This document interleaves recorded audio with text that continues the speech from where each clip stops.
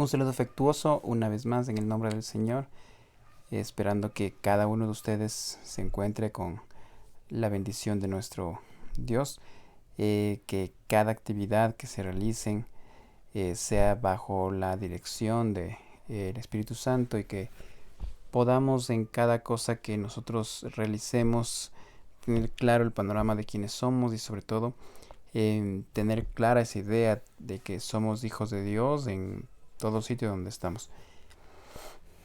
Continuamos como cada semana con este estudio de este libro que para muchos es eh, extravagante, quizás a veces en un término un poco complicado, para otros quizás sea un libro de hasta de miedo que no se lo lee por tener esa idea, pero al final de cuentas el Apocalipsis es la palabra de Dios, sigue siendo la palabra inspirada de Dios y por lo tanto tiene respuesta quizás para inquietudes que nosotros tenemos, nos está hablando sobre situaciones que quizás estamos fallando en la aplicación personal, en la aplicación profética, en la aplicación histórica inclusive, pero lo importante de todo es que nosotros crezcamos espiritualmente por medio del estudio de la palabra de Dios.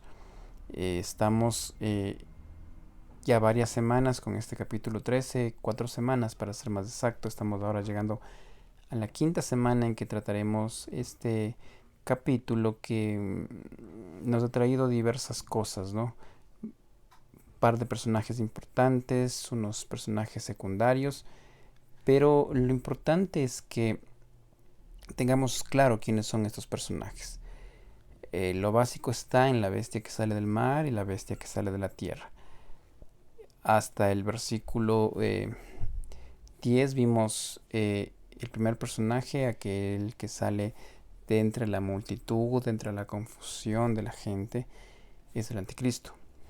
La semana pasada empezamos a mirar el segundo personaje, la bestia de la tierra, que es un falso profeta, es decir, como ya lo hemos hecho énfasis en estas semanas, uno tiene el control político y otro tiene el control religioso.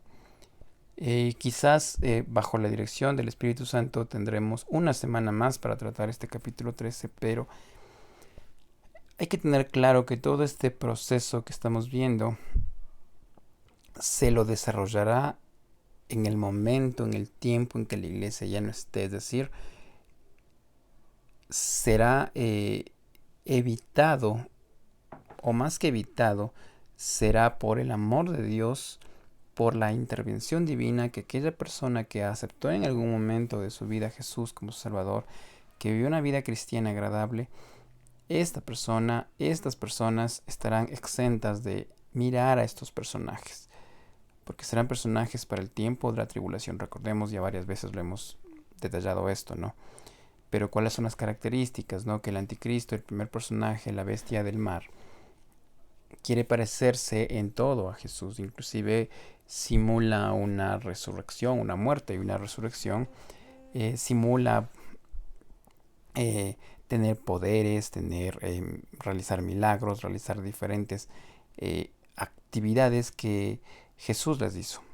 Obviamente, solamente las emulará, las querrá igualar, pero no las logrará en la cabalidad que él quizás lo esperaría. Ahora, este segundo personaje que empezamos a verlo la semana anterior, esta bestia que sale de la tierra, de igual manera realiza actos importantes, no milagros, y el fin de este hombre, no sé cómo llamarle, porque eh, como un individuo que será aquel que dé reconocimiento al anticristo y sea aquel que eh, influencia o lleve influencia a la humanidad de ese tiempo para que por medio de su mensaje, que obviamente será de engaño, la gente empiece a adorar al anticristo. Ya vimos en los versículos 11 y 12 la semana anterior sobre que él tiene apariencia de cordero de sed, ¿no?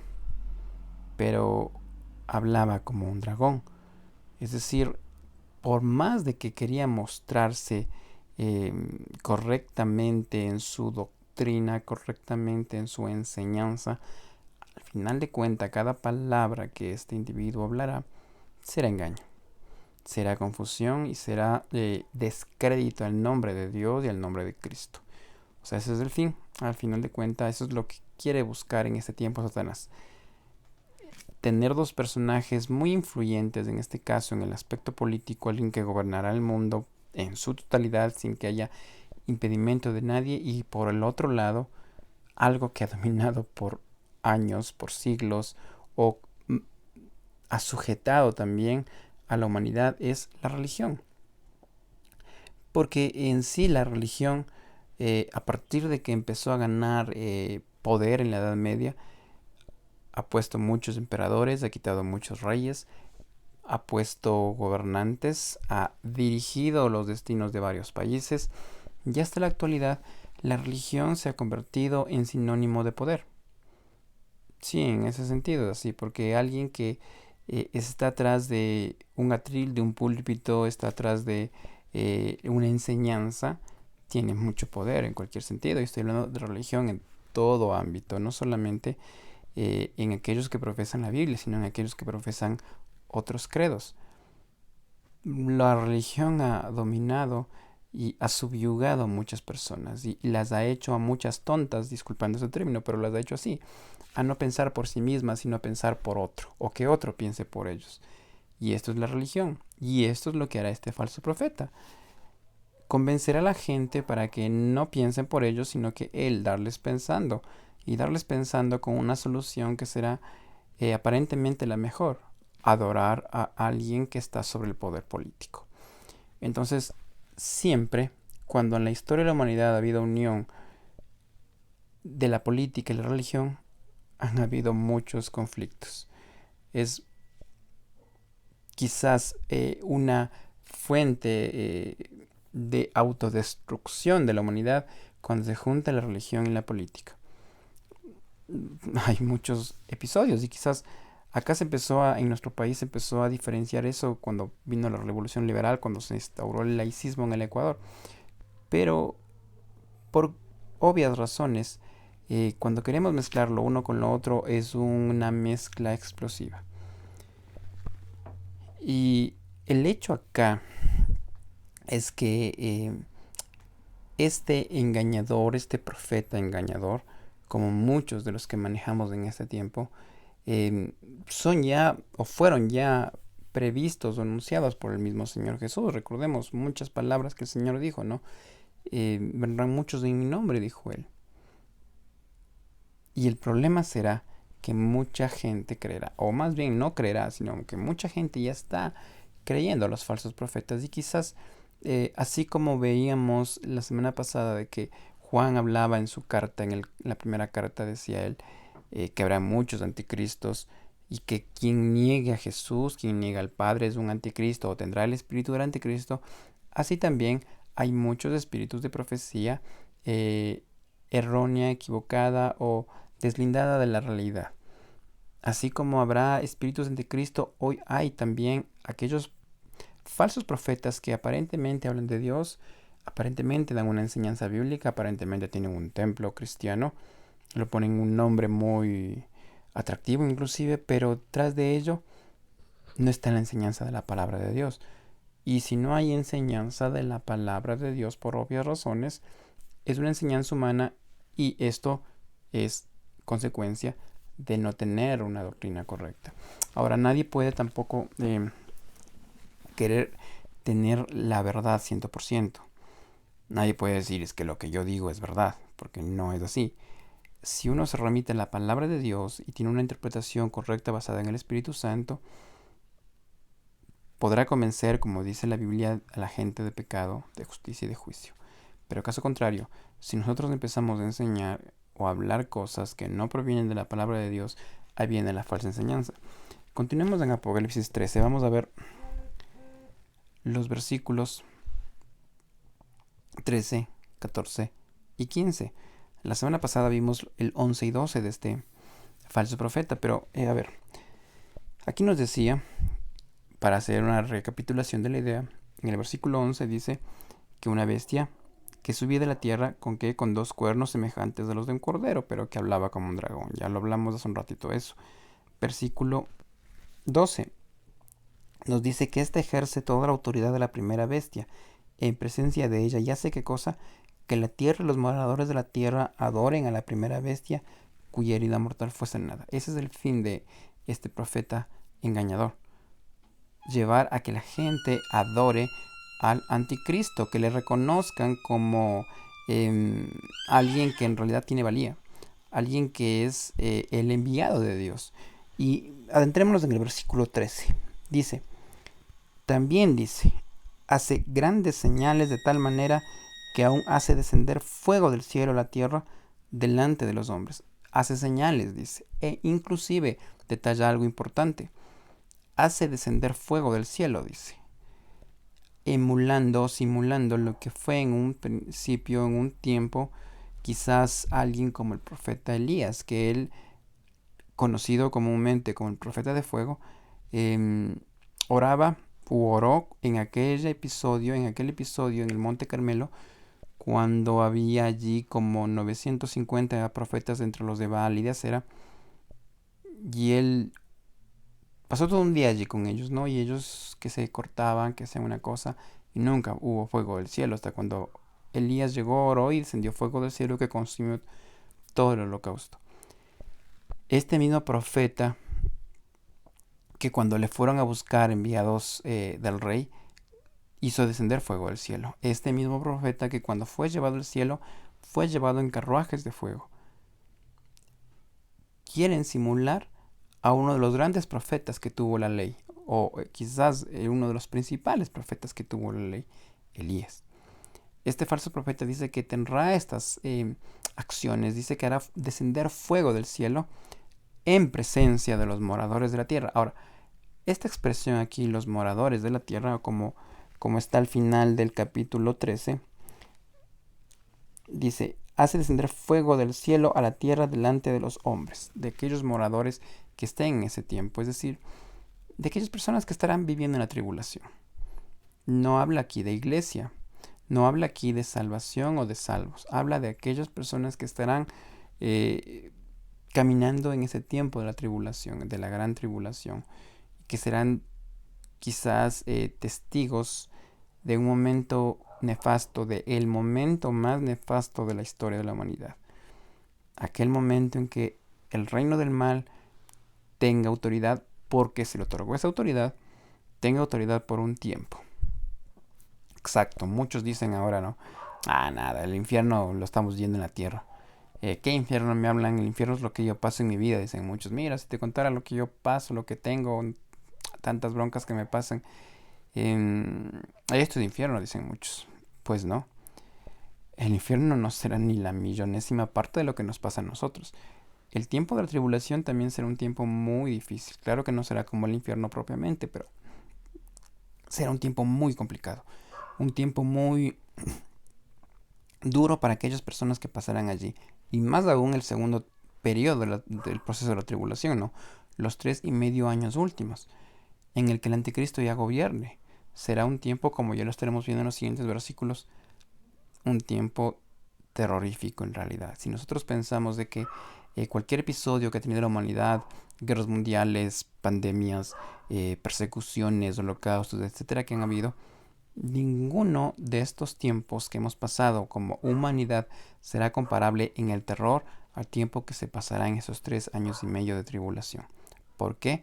Por una única y simple razón. Porque estarán al mando Satanás, el falso profeta y el anticristo.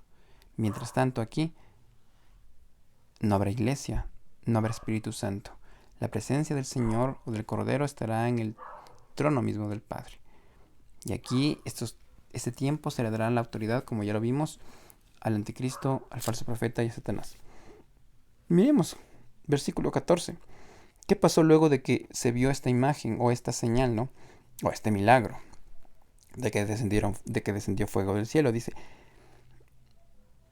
y engaña a los moradores de la tierra con las señales que se le ha permitido hacer en la presencia de la bestia. Esto es interesantísimo, ¿no? Siempre se repite esta frase, ¿no? Se le ha permitido, se le permitió hacer. está clarísimo. Lo que aquí este profeta está haciendo, este falso profeta está haciendo, no es porque tenga toda la autoridad, ni porque tenga todo el poder, sino por una simple razón. Porque dice aquí claramente se le dio ese poder y esa autoridad por ese tiempo determinado. Y esto siempre quiero hacer énfasis e hincapié, porque hay que dejarlo clarísimo. La autoridad plena y total en todo lo que sucede en la humanidad es de Dios. Nadie más está sobre él. Nadie más puede decidir y hacer algo sin que Dios le permita o le autorice. Y aun cuando estamos pasando este proceso muy duro, estos tres personajes de la trilogía del mal, tendrán que someterse a la autoridad de Dios. Repito el versículo 14. Dice que engaña a los moradores de la tierra. Es lo que les decía hace un rato, los moradores de la tierra. Aquellos que se quedaron y que estarán en ese tiempo de tribulación. Con las señales que se le ha permitido hacer. Con las señales que se le permitió hacer. Es decir, haz esto y punto, no hagas nada más. Pero esas acciones llevan al engaño a mucha gente. Dice aquí, no. Con las señales que se le ha permitido hacer en presencia de la bestia. ¿Haciendo qué? Dice, mandando a los moradores de la tierra que le hagan imagen a la bestia que tiene la herida de espada y vivió. Algo más se añade acá. Además de las señales que realiza este falso profeta, engaña a los moradores de la tierra, como está clarísimo, pero también dice, manda a los moradores de la tierra que le hagan una imagen a la primera bestia, es decir, al anticristo. Y dirá la bestia, no, o sea, yo me imagino así todo ese tiempo, no sé, llamar a una rueda de prensa, convocar a los medios más importantes del mundo, posteará en sus redes sociales, mandará cualquier comunicado a nivel mundial y dirá, hemos encontrado a un Salvador, hemos encontrado aquel que nos va a traer la paz y aquel que nos va a dar respuesta a todo lo que queramos. Pero hay que darle el crédito que él se merece, dirá, ¿no? Hay que darle ese reconocimiento, no nos podemos quedar quietos.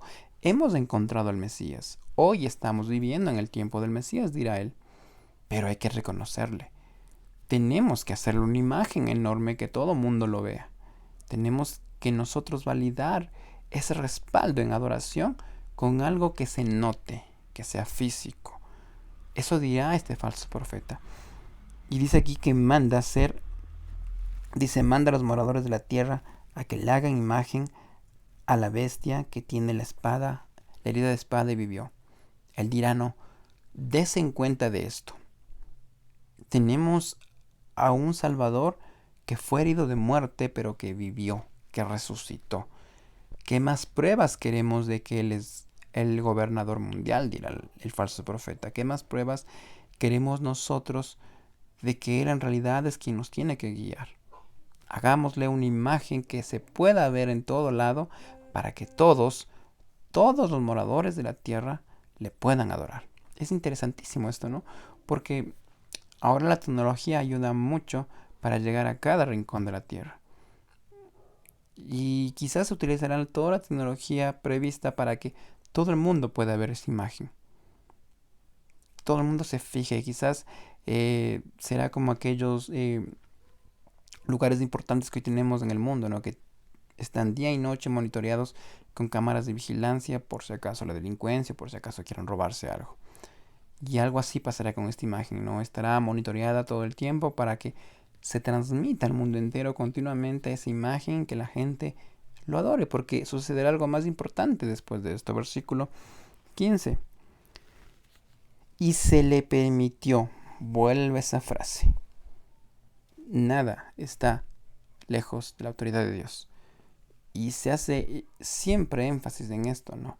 Porque si nosotros leyéramos que el anticristo, que el dragón, que el falso profeta, que cualquiera de ellos actuó solo, con su propia decisión autónoma, diríamos, uy, qué poder que tienen. Pero siempre se repite esa frase de decir, se le permitió, y aquí en el 15 vuelve a repetir lo mismo, dice, se le permitió infundir aliento a la imagen de la bestia, para que la imagen hablase e hiciese matar a todo el que no la adorase. A ver, esto es muy interesante, ¿no? ¿Cómo puede ser de que una imagen tenga vida? No sé, se me vienen a la mente muchas cosas. Ahora, justamente hace un par de semanas que salió que en Asia, en Japón más exactamente, eh, habían robots o crearon ya robots que tienen vida, que caminan, que ayudan a la gente, que atienden a las personas, como que fuera un ser humano. Hay eh, cosas como estas de actualmente. Y es muy probable que esta imagen sea algo así, como un robot gigantesco que aparentemente tomó vida y la gente que diría, imagínense, no, wow, ¿qué estamos viendo? Porque aquí dice que se le permitió, vuelvo a esa frase, ¿no? Infundir aliento a la bestia para que la imagen hablase. Es decir, esa imagen no solamente se iba a mover, sino también iba a hablar, dice. Iba a hablar. ¿Y qué es lo que hablaría en sí? ¿O qué es lo que hablará? Lo más probable es que hable cosas contra Dios, contra el Señor Jesús. Lo más probable es que hable cosas contra el Espíritu Santo. Y lo más probable también es que hable cosas en beneficio del anticristo, en beneficio del falso profeta. Y dirá, miren, estoy vivo, era antes una imagen aparentemente, pero hoy tengo vida porque el profeta que está acá me dio vida. Entonces muchos dirán, uy, esto está tenaz. O sea, no solamente estamos viendo que cae fuego del cielo, sino también estamos viendo que este hombre tiene autoridad para dar vida a cosas inanimadas. Muchos se convencen por la vista, ¿no? Muchos nos convencemos solamente por la vista. Y a veces es más fácil mirar lo que está afuera que lo que está dentro. O es más fácil mirar lo que está superficial a lo que está en la parte interior.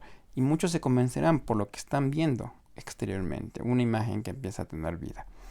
Pero hay una función clarísima de esta imagen. Dice al final del versículo 15, además de que la imagen habla, dice, hace matar a todo el que no le adore. Empezó la masacre. Es decir, querrá todo el poder Satanás. Querrá que toda la adoración sea exclusiva para el anticristo. Así como dice la palabra de Dios, que toda rodilla se doblará ante Jesús, también eso querrá querer copiar al anticristo, ¿no? Que todos le adoren a él. Pero acá hay una gran diferencia con Jesús. Jesús, la palabra de Dios habla de adoración para él, pero no ha bajado Jesús a darnos de patadas para que le adoremos. No ha bajado Jesús a caernos a golpes para que le adoremos de la fuerza. No es así. Jesús murió en la cruz por todo el mundo, dice Juan 3:16, sin excepción. Pero también dice Romanos 10 de que el que cree con el corazón es salvo, el que confiesa con la boca es salvo. Y también dice Juan 3:36 que el que no cree en el Hijo tiene, el que cree en el Hijo tiene vida y el que no está condenado. Es así de simple la historia. No ha bajado Jesús a nadie obligar a que le crea, ni que le escuche, ni que lea la palabra. Eso ya es una responsabilidad del ser humano en el libre albedrío que tiene. Pero en cambio Satanás, él es todo lo contrario. Él obliga. Y él quiere llevarse la adoración, pero a la fuerza. Y si alguien no le adora a él, simplemente muere ese instante. Y aquí dice eso, ¿no? Que esta imagen que cobró vida hace matar a todo aquel que no adore al anticristo. Quedamos aquí en este versículo, nos quedan 3 versículos más para concluir este capítulo 13, si es que el Señor nos sigue dando vida. Lo estaremos mirando en un próximo video. Si el Señor aún nos tiene en este mundo, lo estaremos estudiando. O si el Señor lo permite también, lo estaremos observando. Pero lo importante es que nosotros tengamos clarísimo el panorama de quién tiene la autoridad sobre todas las cosas, que es nuestro Dios Todopoderoso. Jesús, quien entregó su vida en la cruz, ganó el precio o pagó con su precio, que es su propia vida, por nuestra salvación. Y eso le da y le corresponde tener toda la autoridad. Así es. Así que si es que nosotros en realidad queremos tener la seguridad de lo que estamos haciendo, es a los pies de Cristo. Lejos de la presencia del Señor, nosotros seremos como acá. Gente que esté obligada a hacer algo que no quiere hacer. Gente que haga las cosas sin tener raciocinio, claridad. Gente que se deje pensar por otros. Que nosotros en realidad validemos lo que el Señor hizo en la cruz. Porque ese sacrificio nos estará permitiendo no pasar este tiempo de tribulación, de persecución y de dolor. Solamente leyendo la Biblia comprenderemos todo este plan perfecto de Dios. Solamente estudiándola sabremos qué es lo que el Señor quiere para nuestras vidas. Dios les bendiga, y si el Señor lo permite, como insisto, nos estaremos viendo en un próximo video.